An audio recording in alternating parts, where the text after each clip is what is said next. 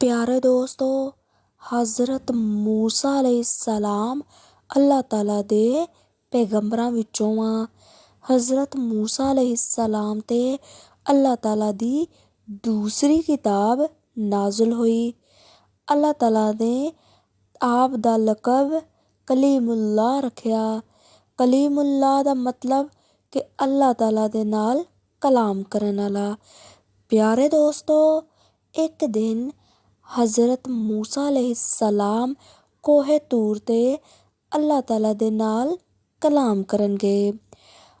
उत्थे अल्लाह ताला दे नाल कलाम करदे होए हज़रत मूसा अलैहिस्सलाम ने एक ख्वाहिश जाहिर कीती। अल्लाह ताला ने फरमाया, ऐ मूसा बोल, की तेरी ख्वाहिश आ? हज़रत मूसा अलैहिस्सलाम ने कहा, मेरी ख्वाहिश ऐ वा कि की तानू कोई नींद भी आंदी आ? ते अल्लाह ताला ने हज़रत मूसा अलैहिस्सलाम नू कहा कि तू पहले शहर जा, उत्थों एक शीशा खरीद ते ओ शीशा खरीद के मेरे कोल आ, फिर मैं तेनू इंदा जवाब देवांगा। ते हज़रत मूसा अलैहिस्सलाम ने ऐदां ही कीता। हज़रत मूसा अलैहिस्सलाम बाज़ार गए ते उत्थों शीशा खरीद के आ गए। जदों शीशा हज़रत मूसा अलैहिस्सलाम ने खरीद लिया ते ओ शीशा लैके फौरन हज़रत मूसा अलैहिस्सलाम कोहे तूर अल चले गए। उत्थे अल्लाह ताला नू हज़रत मूसा अलैहिस्सलाम ने आवाज़ दित्ती। इन्नियां आवाज़ां दित्तियां लेकिन अल्लाह ताला हाजिर नहीं होए। इस ते हज़रत मूसा अलैहिस्सलाम थक के सो गए।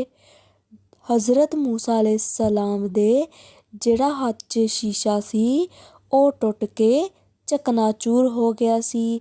अल्लाह ताला ने हज़रत मूसा अलैहिस्सलाम नू पुकारिया कि ऐ मूसा उठ।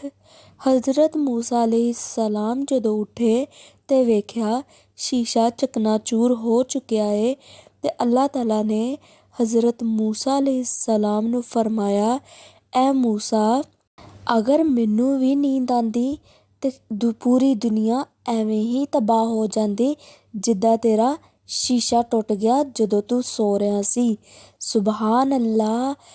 अल्लाह ताला दी मुहब्बत विच, हज़रत मूसा अलैहिस्सलाम दी मुहब्बत विच कमेंट विच अल्लाहू अकबर ज़रूर लिखियो ते मेरे चैनल नू लाइक ते सबसक्राइब ज़रूर कर दियो। शुक्रिया। अल्लाह ताला ने कितनी खूबसूरत दुनिया बनाई आ ते इस च रहने वाले इंसान भी कितने खूबसूरत बनाए आ। बिना लन तन करन तो अल्लाह ताला दी नेमतां दा सानू शुक्र अदा करना चाहिदा कि जिसने सानू इन्ना संभालिया होया वा अज तक। ते प्यारे दोस्तों, साडे लिए इंदे विच एक सबक ज़रूर हुंदा वा।